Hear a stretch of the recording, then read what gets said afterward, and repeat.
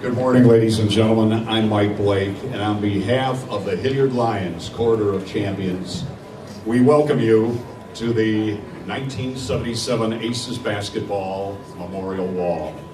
And for those of you who have seen it, what's your reaction, folks, huh? Talk about what a wonderful tribute. Perhaps, like you, I think we're a bit overwhelmed, huh? This is it's a wonderful occasion, but obviously it's a very emotional one. It's hard to believe that it's been 36 plus years, but thanks to people like you, these wonderful people will live forever. Today, we are honored, we are overwhelmed, we are thrilled that some of these people, like yourself, have come a long distance to share in this moment.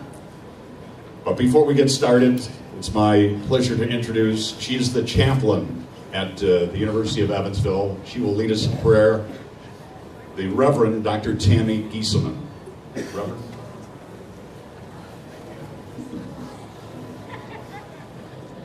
We have gathered here to remember and to celebrate the lives of those UE basketball players, coaches, and friends who faithfully served the University of Evansville, even unto death. I bring you greetings from New Chapel, the sacred space on campus known as Memorial Plaza, and from our beloved Dr. Wayne Perkins, who is in Florida and could not be here today. I spoke with Wayne this morning and asked him what he would want you to know. He said, "I knew everybody on that plane. I knew all the students. I had them in class. I will never forget them." Wayne was in England as a Fulbright scholar when the plane crashed. Sitting in the senior common room at the University of Leicester, he heard the news that had been broadcast over the BBC. Edie Bates called Dr. Perkins in England. Marv was a good friend. Edie asked Wayne one question: "Will I recognize Marvin in heaven?" Wayne's reply was yes, you will recognize him. "I can't explain it," he said, "but that was my statement of faith to Edie that night." Wayne sends his love. What I've discovered is that we're all just 1 degree away from the tragedy of December 13th. I was 14 years old in 1977. My husband Mitch was a senior at UE that year, though we were not dating. Mitch was in a night class in one of the old Quonset huts when he heard what sounded like every siren in Evansville piercing through the sky.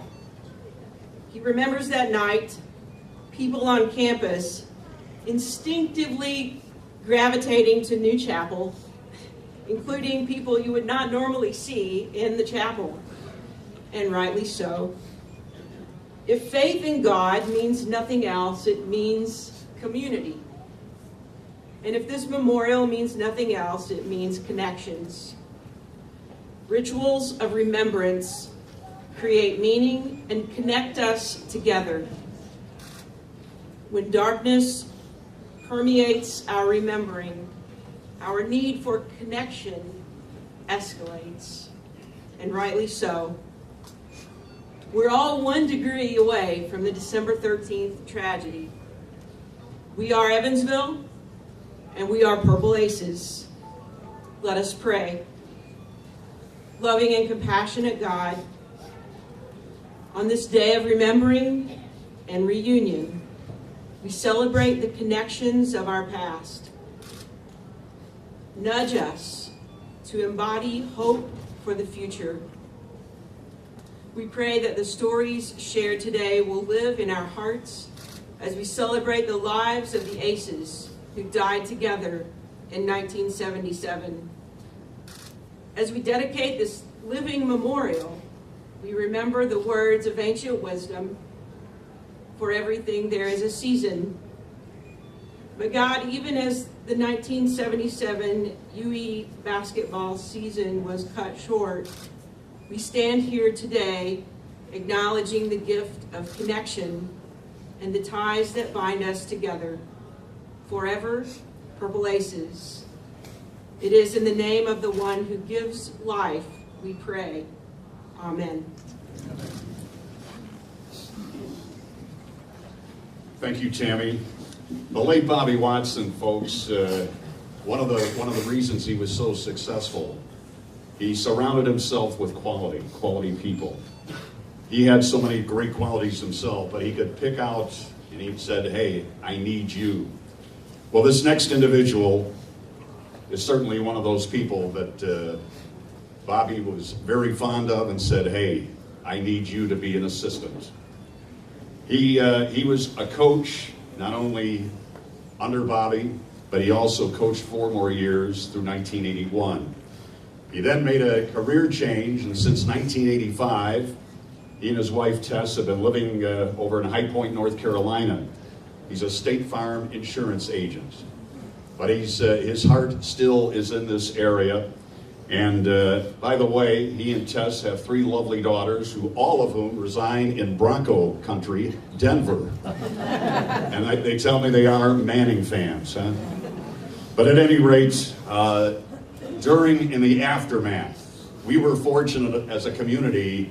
You needed ambassadors. You needed people who could help us heal and help us go on, as tough as it was.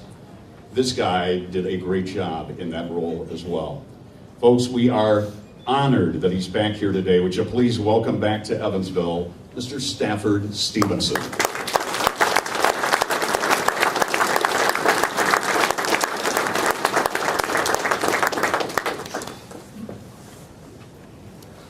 Wow.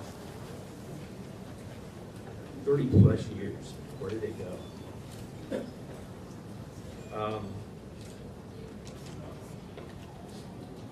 Mike, thank you so much for your very kind remarks. They are greatly appreciated. And thanks to the committee for the invitation to invite Tess and myself back to a city that holds a very special place in our hearts. The press release that I read states the one goal of the memorial is to tell the story of the 1977 Aces so that they'll be remembered for years to come.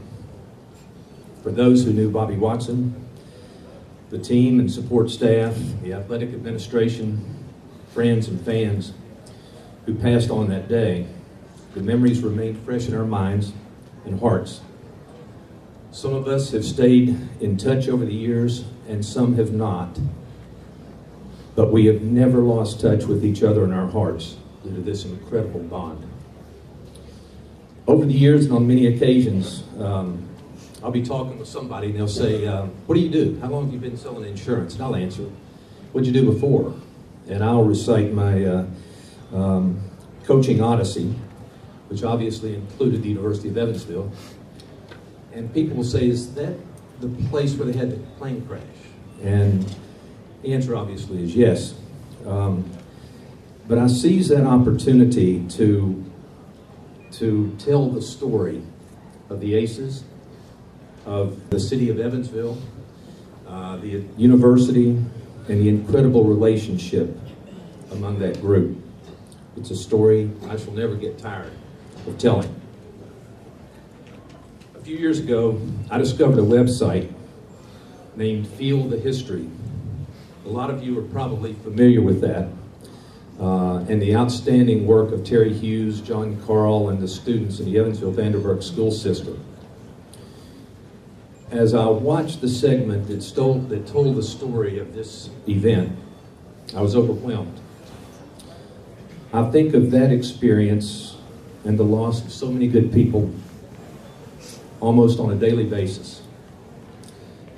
But the gift of time has allowed me to remember the good times and not just that pain and emptiness that we all felt at the time. Tess and I thank you again for inviting us to come back and share this very, very special occasion.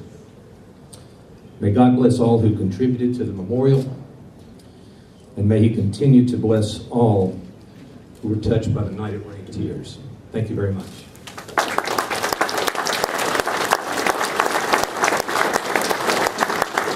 Thank you, Stafford. In addition to surrounding him with good coaches, Bobby would go around and say, hey, I need you, whatever your walk of life. Well, this individual was student body president at the time. And, going Division I at that time, folks, people were saying, we should have stayed in Division II. You had to have as much support as possible. But if you had ever met Bobby, you knew once he got you, you were hooked. This guy can tell you personally. Ladies and gentlemen, he's kind of a serial entrepreneur. He's been very successful in business since he left Evansville. He used to work as a mayor's assistant under former Mayor Mike Van de Veer. Folks, he's one of the foremost authorities in the country on cancer insurance. He now resides in Charleston, South Carolina. He too is thrilled to come back today. Would you please welcome Chris Weaver.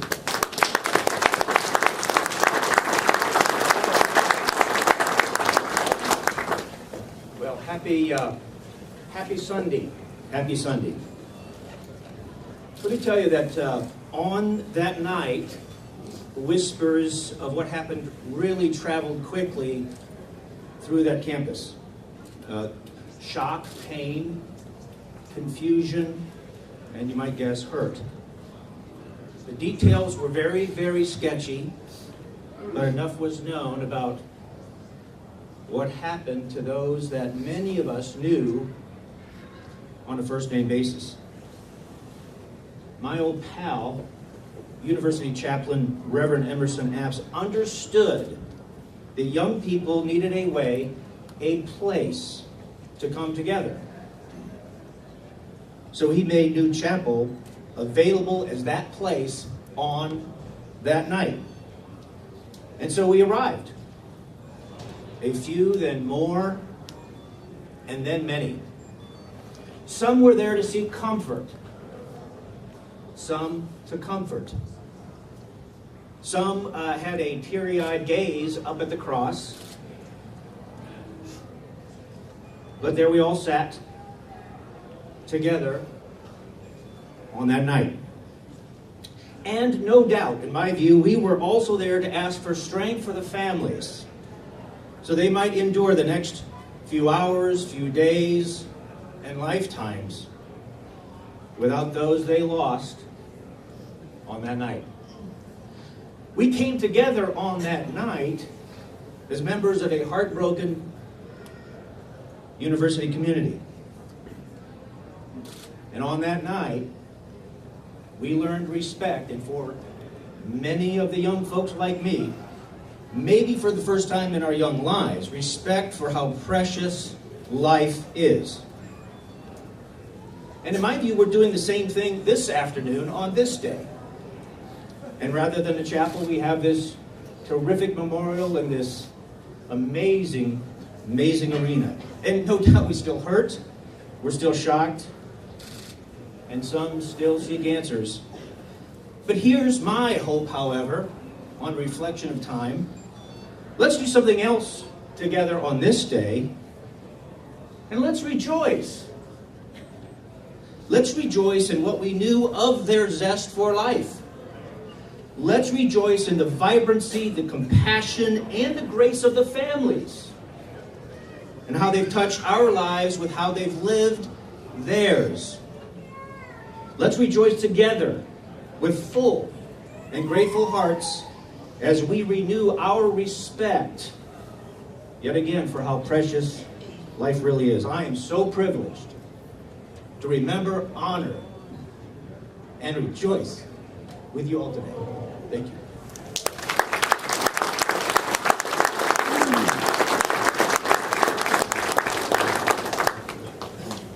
Thank you, Chris. Among the wonderful athletes that Bobby recruited, again, remember, he knew quality when he saw it, was a talented kid out of Tell City named Brian Taylor. He was extraordinarily talented, being recruited by other schools. With us today is his beloved brother, who is actually 7 years older. This gentleman has just completed a successful career, 39 years in banking. He now resides in Tell City, and he has brought his mother here, Ryan's mother, to be with us for this ceremony. Would you please welcome to Evansville again, Mr. Grant Taylor.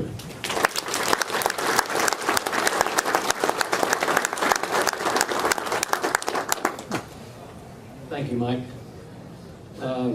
As Mike said, I'm Grant Taylor, and I'm here on behalf of the Brian Taylor family. First, I want to thank the Robert Stadium Foundation Board and all the individuals that generously donated to make today's event possible.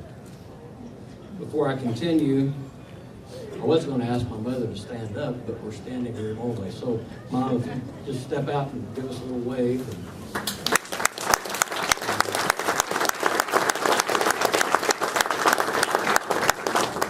And next, we've got a lot of family and friends here. If you all would give us a wave.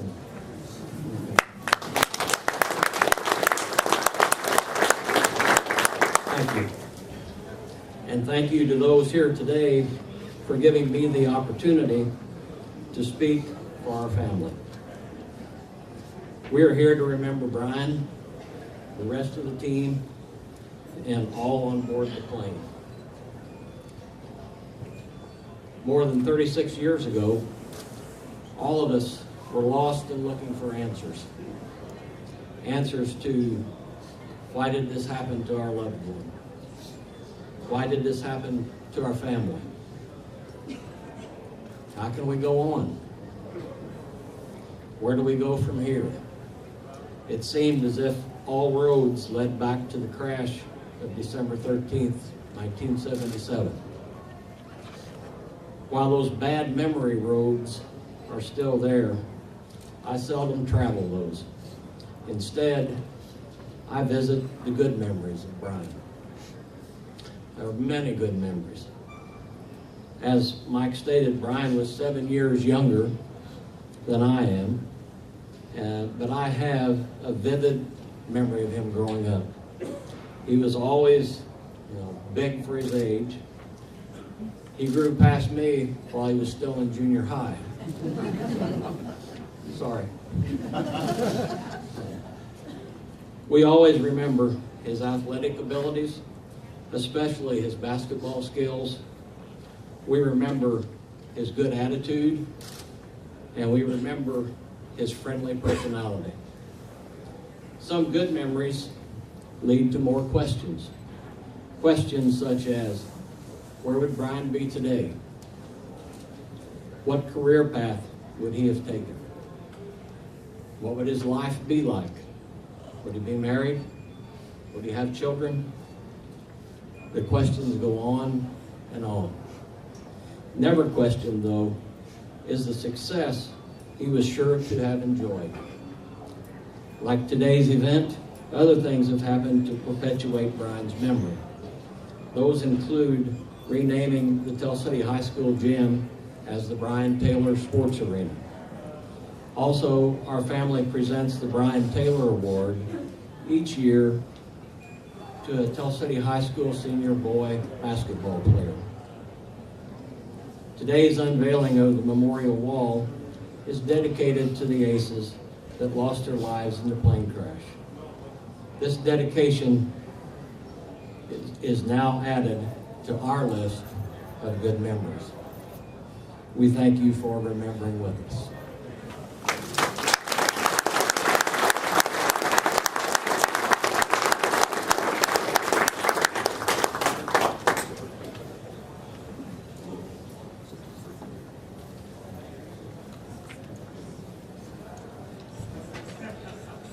Thank you, Grant. Thank you, Grant, and to the Taylor clan. Frida, who I understand they call you Fritz, right? You got a birthday coming up. May we tell them what milestone? 87, folks. Yes. You honor us. Frida, thank you for making this day even more special. There were a lot of, again, to get the program in Division I going, you had to have support from the community. A lot of good people wanted to be part of the Aces. Like the late Edie Bates and like Stafford, She's been a wonderful ambassador through the years. We had to have people, people wanted to help. U of E had to have a representative. This gal got in the car and said, I'll come. Ladies and gentlemen, we're delighted she's with us today. Would you please welcome Kathy Von Der Ray.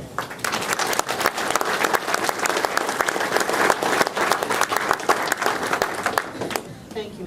As I look at this tribute to all of those who lost their lives that night in December, it reminds me of a lesson we can all learn, that we need to live life to its fullest each and every day. In remembering these special people who were trying to carry on the proud athletic tradition of the University of Evansville, we gain the courage to go on. We can never get back what we have lost, but we can build something new and continue the spirit and tradition. UE has been part of our family for several generations. Both my dad and I attended Evansville College, later becoming UE, and both of our children graduated from UE. In fact, our son Keith played on the Final Four soccer team in 1990 and still has season tickets for both soccer and basketball. Maury, although he didn't attend U of E, was an avid supporter. We purchased season tickets right after high school.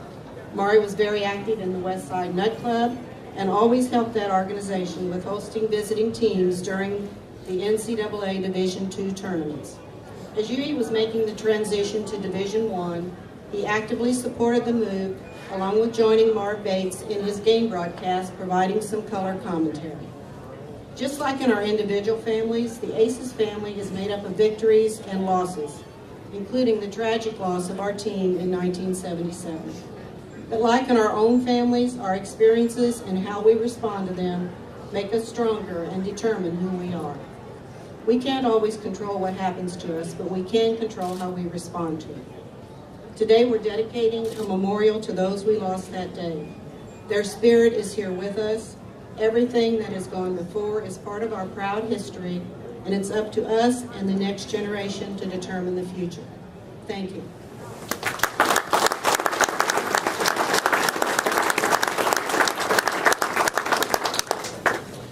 Thank you, Kathy. When the crash occurred, of course, everybody was we were all unnerved.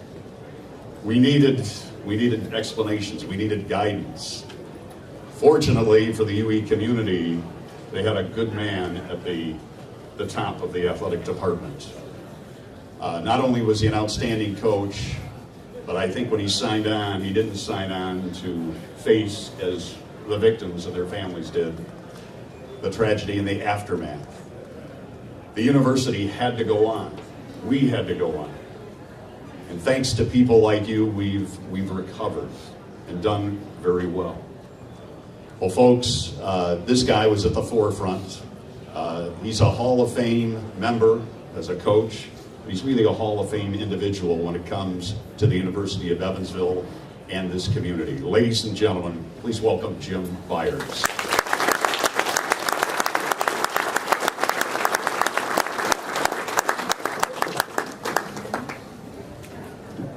I'd like to welcome everyone and thank all of you for being here today. Have an opportunity to see the family and friends is very special for me. 1977 was a year of change for U of E athletics. The NCAA had just reorganized and went into 3 different divisions. As you all know, we were a college division, but by the restructuring, they had Division I, II, and III. And our president, Dr. Wallace Graves, made the decision that we should go Division I. He felt the university should be trying to be the best they could possibly be. The second decision that we had made was that Aaron McCutcheon, for 30 years, led U of E to their outstanding accomplishments, announced his retirement after completion of the 96-97 season.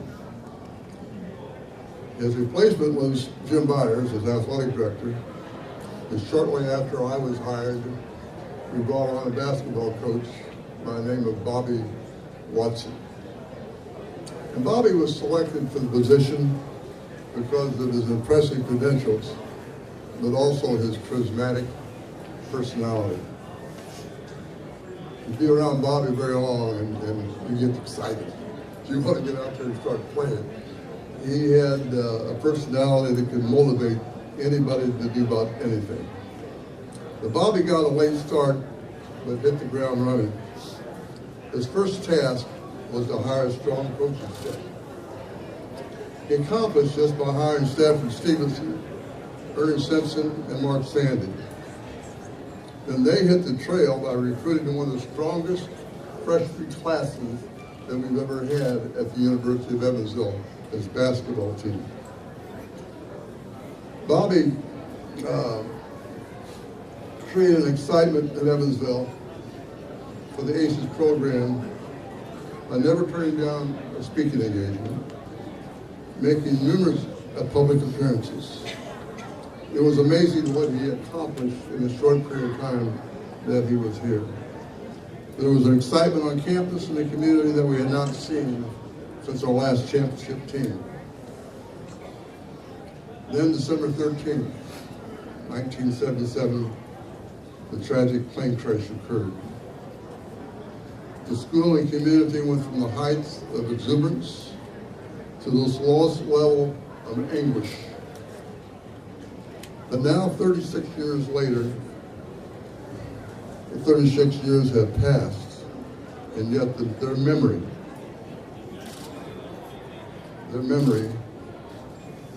is still near to all of us.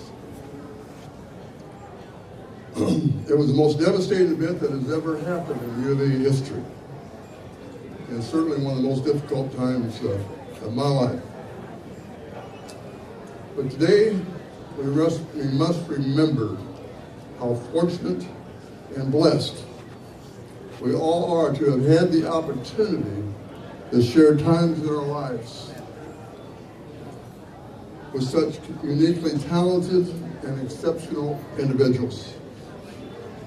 When you think of each and every one that was on that plane, you think of what great potential they possessed. If they would have lived, the real loss is to the hundreds of people's lives that would have been touched and influenced through their positive leadership. Thank you.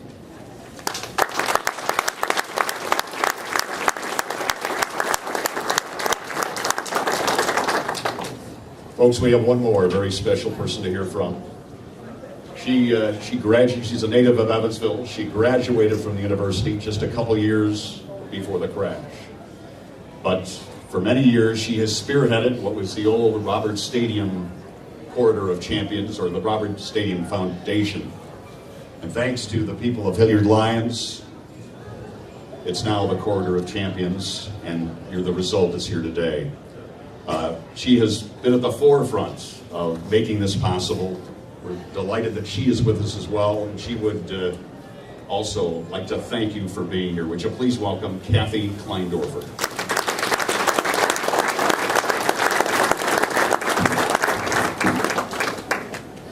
I'm obviously the shortest person of the group. Not that bad. So we would first of all like to thank you all for being here today, and thank the speakers for reminding us of so many special memories from the past. I want to start by thanking those that have made today possible. The wall has been a project of the Robert Stadium Foundation Board, which is now doing business as the Corridor of Champions. This board dedicated themselves to making this exhibit truly special and raising the funds to have it built. So I would like all members of the board to please raise your hands, and also members who have been members in the past to also raise your hands.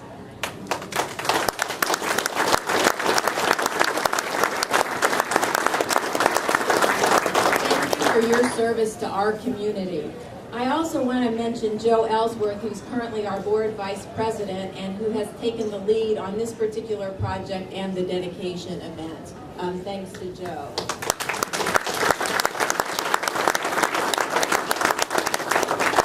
The exhibit would not even be possible without the support of our sponsors. Several people have mentioned that today. Hilliard Lyons is the naming sponsor for the entire Corridor of Champions.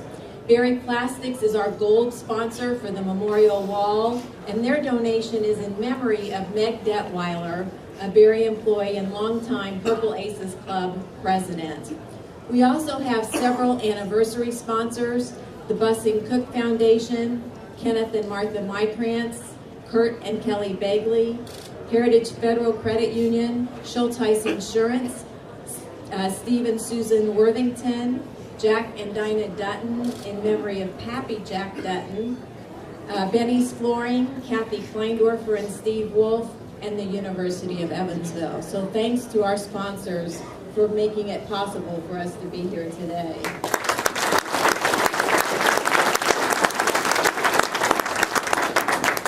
The design team at Fire and Rain was tasked with coming up with this exhibit, and tasked to tell not just the story of the tragedy, but to tell the story of the hope of this team and our first team in Division 1. They did a terrific job and did much beyond the scope of the proposal. In particular, we'd like to thank Mark Abney and Vicki Jenkins, who were back there someplace, from Fire and Rain, for the work they put in to make this truly special.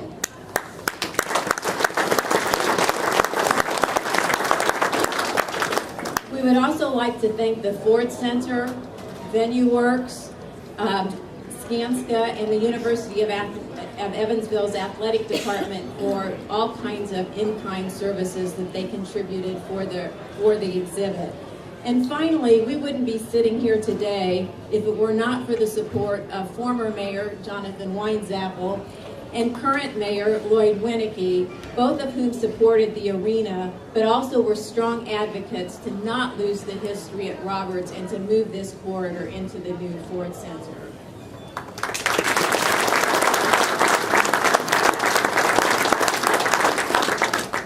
At last count, we had 53 family members with us today, as well as many people who lost cherished friends that night. Would the family members and friends who don't mind being recognized, please raise your hands so that we can see who you are. They're mostly back.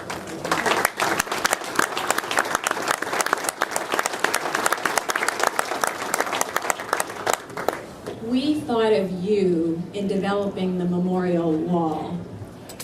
This project has truly been a labor of love. The comments of the speakers this morning and the folks as they came in and saw the exhibit for the first time have made this work even more meaningful. The lives of family and friends were forever changed by the tragedy. We hope that you might find some small comfort in knowing that their story will be told for generations to come. In the center of the exhibit, above the weeping basketball, you'll see the quote by Dr. Graves in the aftermath of the tragedy, a call to action, words that remain true even today. We will never know what these fine men might have accomplished had fate not cut their journey short. But we hope that each person who visits the memorial wall will catch the spirit of that team and those folks on the plane and play it forward. Thank you so much for making this dedication special. We hope that many of you will have the chance to reunite with old friends and share special memories as you visit here today. Thank you.